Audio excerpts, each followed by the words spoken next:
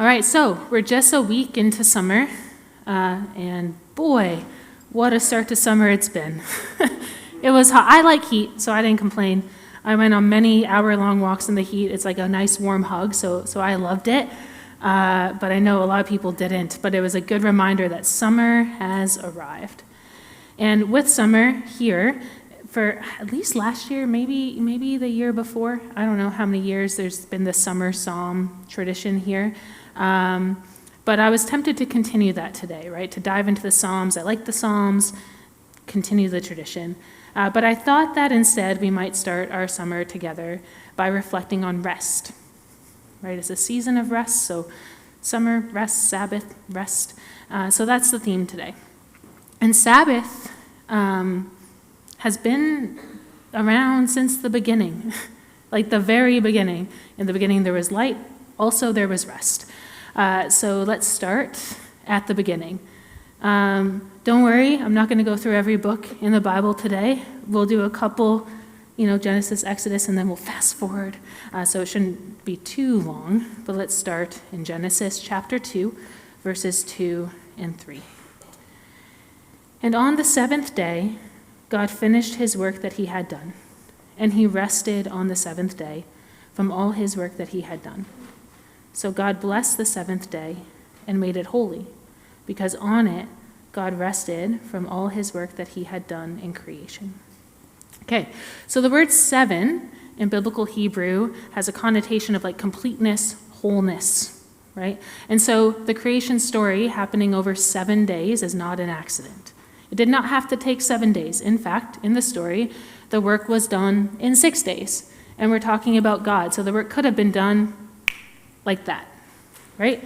But it's 7, and it's 7 on purpose. It's symbolic.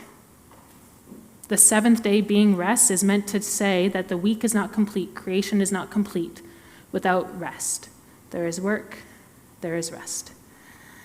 Now that doesn't mean that, work wasn't important, right? Like work was present in creation at the beginning. God worked for 6 days. Work was in Eden before the fall, right? In Genesis 2, verse 15, we're told that the Lord God took the man and put him in the Garden of Eden to work it and keep it. But as with most good things, including work, we as humans tend to forget the importance of rhythm and balance. Cake is good until you eat too much and throw up. Cookie dough is good until you eat too much and throw up. You'll see a pattern of throwing up. When I was young, like 19, I was eating cookie dough. I was eating cookie dough, and my friend Jen can attest to this, unfortunately. And I said to myself, I could eat this whole thing, like the whole tube, because it felt like it could fit in my stomach, right? Like the tube fit, so I should eat it all. Bad idea. Really bad idea. I went south pretty quick. So good things are not good without moderation, right? And it's funny to talk about food in that way, but it's true with other things, right? Like community is good until you forget to take moments of solitude to recharge. Solitude is good until you forget to engage in community. Say any good thing to me, and I can show how it's not good unless there's moderation. You get the point. And so in Eden, God gives his people good, purposeful work and rest, both present. They care for the garden as they enjoy it and live a peaceful and shame-free life in communion with God. Paradise included work and rest. But then the fall happened, and Adam and Eve were exiled from Eden. And outside the garden, there was still work. But now that work was painful, and there wasn't a mention of rest. Quote Genesis chapter 3, verse 17 to 19. Because you have listened to the voice of your wife and have eaten of the tree of which I commanded you, you shall not eat of it. Cursed is the ground because of you. In pain you shall eat of it all the days of your life. Thorns and thistles it shall bring forth for you. and you shall eat the plants of the field. By the sweat of your face you shall eat bread, till you return to the ground, for out of it you were taken. For you are dust, and to dust you shall return. So Sabbath rest is given to the world in Eden and lost in the fall. And Israel knew this, and they felt this. Remember, Israel eventually becomes enslaved in Egypt, right? Where I'm sure the work was long and painful, and the rest was short and lacking. They felt this. They knew this. But God rescues Israel. And when he does, he gives them the Sabbath back. He includes it as a fourth commandment. Top 5. Quote Exodus 20, verse 8. Remember the Sabbath day by keeping it holy. So we know Sabbath is important. It's part of Israel's journey into the promised land. It's part of their redemption. And it points to an even greater future rest, starting with the Jubilee year, which I might preach about next time because it's too big of a theme to do today, but it's a really beautiful thing in the Hebrew Bible that points super directly to the larger redemptive arc of the Bible. But for now, with a bit of Sabbath background under our belts, let's fast forward to Jesus. So by the time Jesus officially starts his earthly ministry, the Sabbath had become something really different than what it was introduced as, right? As an aside, it's notable that Jesus starts his official ministry by teaching in a synagogue in Nazareth on the Sabbath day. It's almost like he was symbolically saying, here I am on the seventh day to complete the redemptive story that God started in the beginning. But I digress. For now, let's remember that the Sabbath had become something different by the time Jesus arrives on scene. The Israelites were told to keep the Sabbath holy, meaning set apart. It was meant to be different than the other 6 days of the week, right? It was meant to be a respite, but it became for some a day ruled by rules. and I think this came from good intent, right? Like in an effort to obey God's command to keep the Sabbath holy, the Israelites took great care to dig into the Torah and parse out what that meant, like what is Sabbath rest. And the result of that was the development of a lot of supplementary texts that eventually become something called the Talmud. And the goal of these texts was honorable, right? God gave the Israelites the Torah, and their story, like all of ours, like mine, is one of them abandoning God, abandoning God's law until he rescues them and brings them back to him.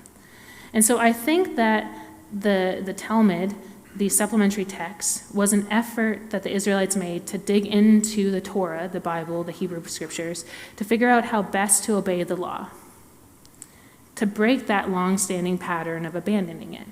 But as often happens in humanity, something begun with good intent can turn into something different. And that's what happened. They ended up missing the point of the Sabbath, and they ended up instead with a list of rules of what you can't do. You can't carry, you can't burn, you can't extinguish, you can't finish, you can't write, you can't erase, you can't cook, you can't wash, you can't sew, you can't tear, you can't knot, you can't untie, you can't shape, you can't plow, you can't plant, you can't reap, you can't harvest, you can't thresh, you can't winnow, you can't select, you can't sift, you can't grind, you can't knead, you can't comb, you can't spin, you can't dye fabric. You can probably dye, but not fabric. Sorry. You can't chain stitch, you can't warp, you can't weave, you can't unravel, you can't build, you can't demolish, you can't trap, you can't shear, you can't slaughter, you can't skin, you can't tan, skin, fabric, you can't smooth, you can't mark. Whew. It is tiring to read it. Imagine trying to keep it. And that's just the can'ts. There's like another list of shoulds. Yikes. So it's against this backdrop that we find Jesus. And he violates a lot of these categories on purpose. And he doesn't do that to get rid of the Sabbath as a practice. He does that to drive home what the point of the Sabbath is and what it's meant to be and what it's meant to do for God's people. He does that to show us what Sabbath ought to look like. So we see stories about Jesus, like the one found in Mark chapter 2, where he and his disciples are walking on the Sabbath near grain. So they pick some grain and they eat some grain, but you're not allowed to do that. And so they get criticized by the religious leaders of the time. And in that same passage, Jesus attempts to reorient the hearts of the religious leaders criticizing him and his disciples by holding up the example of David. Yep, that David, King David. If he did it, it's got to be okay. And so he uses David as an example of a time when David broke the law and he ate some forbidden bread and also fed it to other people. And so Jesus holds this example of David up as a reason why human needs should trump laws and tradition, especially if they're from supplementary text. He tries to show the religious leaders that their dedication to rabbinical law about the Sabbath has hardened their hearts and given them tunnel vision, something that can happen to all of us. And he reminds them of this by saying, quote, in Mark 2, verse 27, "The Sabbath was made for man, not man for the Sabbath." And he does it again in John 5, where he encounters a man who is lame and begging, and he heals him. And when he heals him, he tells the man to get up, pick up his mat or bed, and carry it. Can't carry in public on the Sabbath. But the man does it. He obeys Jesus, and he rejoices. But the religious leaders who see him do not rejoice. They are upset. They do not see the healing. They just see the rule breaking.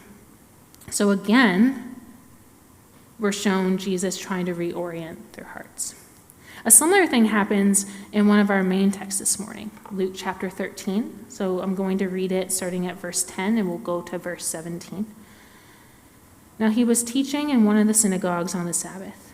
And behold, there was a woman who had a disabling spirit for 18 years. She was bent over and could not fully straighten herself. When Jesus saw her, he called her over and said to her, 'Woman, you are freed from your disability.'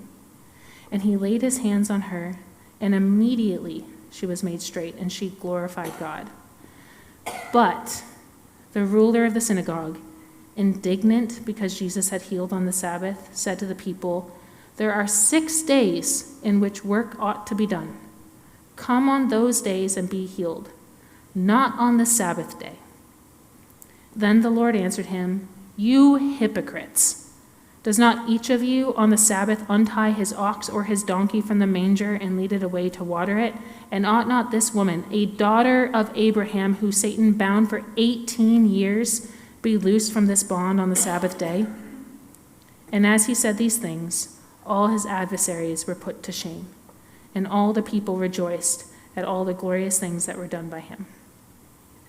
So once again, Jesus prioritizes human need over law and tradition. He will not allow this woman to suffer for even one extra day for the sake of tradition. He heals her. And once again, there's a faction of people who can't see what's worth rejoicing about.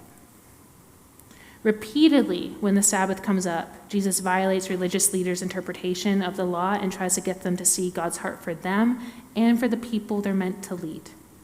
He tries to get his hearers to see the forest for the trees, something my professors growing up constantly try to get me to do. He reminds them that Sabbath rest is a gift for all of us and not another hard burden of the law to bear.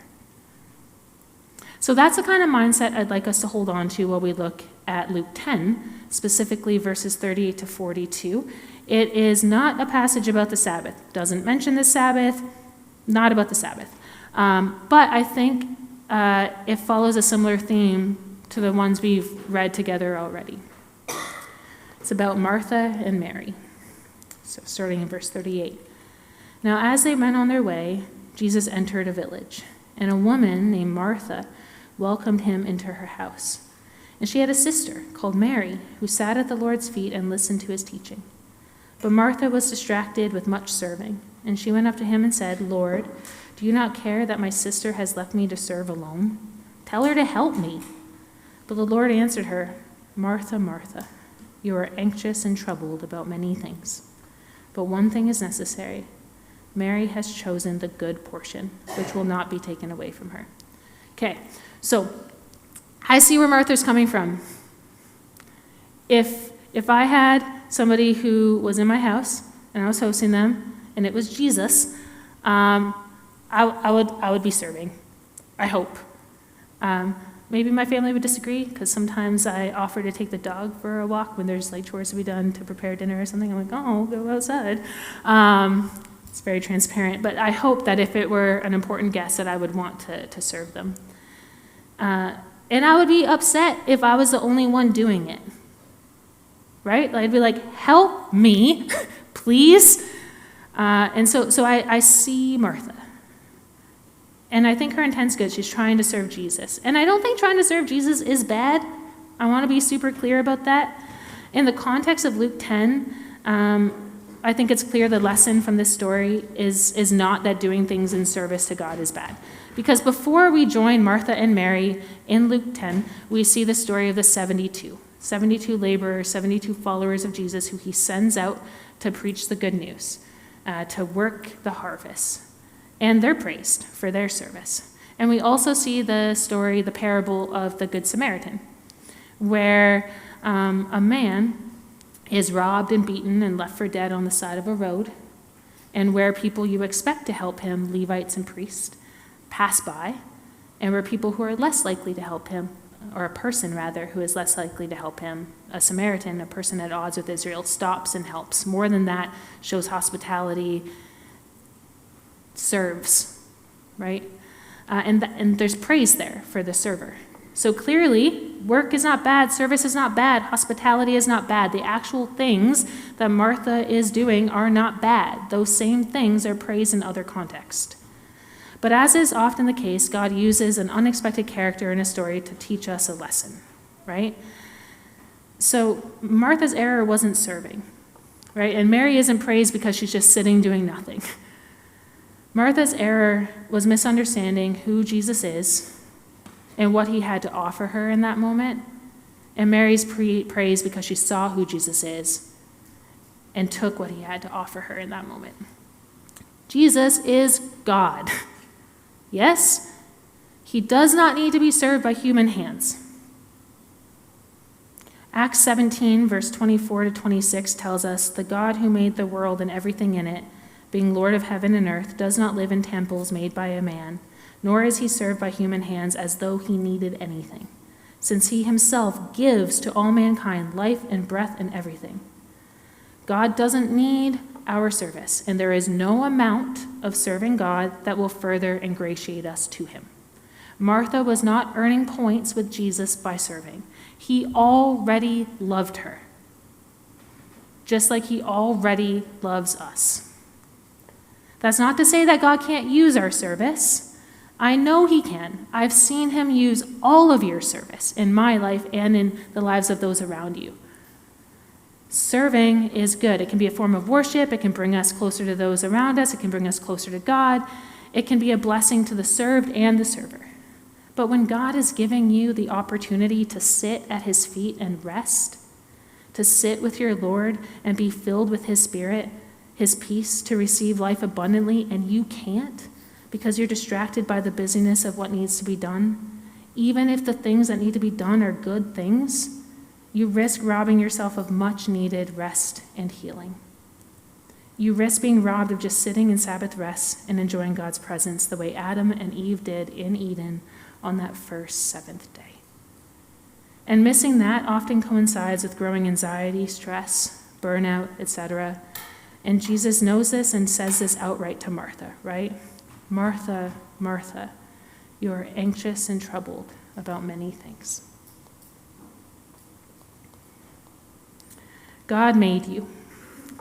And to borrow some verbiage from Psalm 139, he knit you together in your mother's womb. He knows you and he knows what you need. And remember, he is a God who gives good gifts. And according to Jesus, the Sabbath was made for you. It's a gift for you. God didn't need that rest on that seventh day in Eden. He does not tire. He is an inexhaustible spring of life. He rested on that seventh day for us as an example, not for him. Sabbath rest is a gift. It's not what the Pharisees made it out to be. It's not a list of rules to burden ourselves with. And it's not what we've made it out to be. It's not just another day of the week or time of the day, a bit of time off work to fill with a different brand of stress and busyness than what defined the rest of the week. It's time with your God. It's rejuvenating. It's a good portion.